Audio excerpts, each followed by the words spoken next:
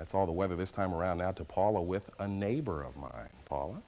Thank you, Mark. A neighbor of Mark, and probably a friend of yours if you're at all a baseball fan. So far this season, Helen Hudson has stepped out into the diamond at 15 major league ballparks, but not to play ball. Oh, so can you see by the dawn's early light what's so bright? By singing the national anthem in 15 different parks, Helen has broken the old record, but she's not stopping there. Her goal is to sing in all 26 major league ballparks by the end of the season. And she joins us this morning. Good morning. Good morning. You going to make your goal? I hope so. There's a couple of little wrinkles, but I'm determined. It started kind of as a lark, and it's turned into then it turned into a challenge, you know, just getting everyone to have you. And now I feel like the luckiest girl in America. How did you come up with this idea? You said it started off as a lark.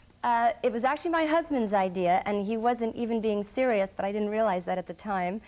And he says, summer's slow in your business. Why don't you sing at all the ballparks this summer? Never thinking I would. So I got out the little sports handbook that I gave him for Christmas, and I looked up all the ball teams. I didn't even know the names of them. I didn't know there was an American League and a National League. And I started calling everybody, and they said, send a tape and picture and resume.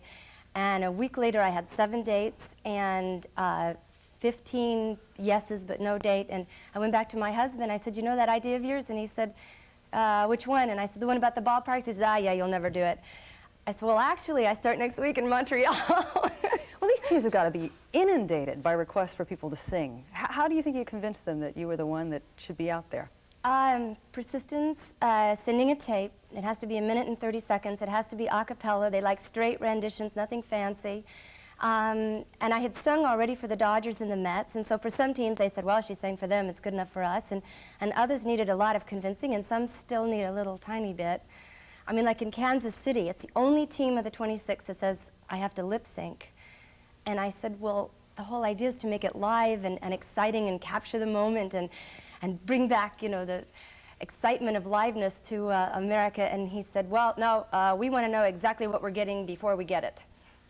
So there you go. It's going to be weird. What other strange obstacles have you been up against along the way? Because clearly the audience isn't necessarily listening to every little note you sing. It's a pretty tough audience you're playing to at these ballparks. The fans are the best.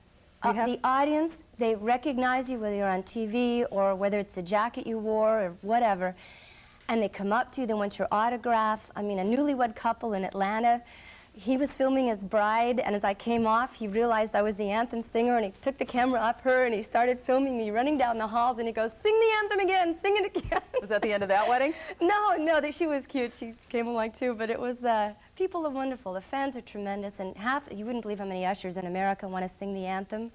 You know, everybody has a lot of people have a dream to do it, and it's a great thrill. In all honesty, have you ever forgotten the words when you've been out there? Never. Never. I can't imagine it. I can't.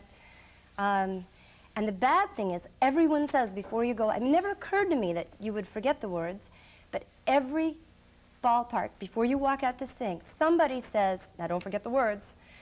And all of a sudden you go, oh, can you say better? And you start running it really fast. I'll tell you what I shudder about. Yeah. Carrie and I tried to sing the national anthem when we were in Wrigley Field last week. That one high note you have to hit.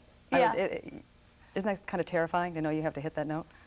Well, no, it better not be, because if you don't have that note, you better not go out there in front of 47,000 people. You now say you know the difference between the American League and the National League. Any World Series predictions to make here today?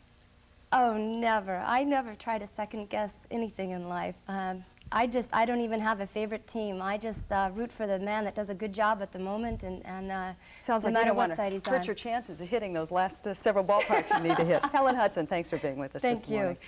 19 minutes before the hour. Harry? And coming up next, where are the Democratic presidential candidates? And still to come, storyteller Garrison Keillor and country music legend Chet Atkins.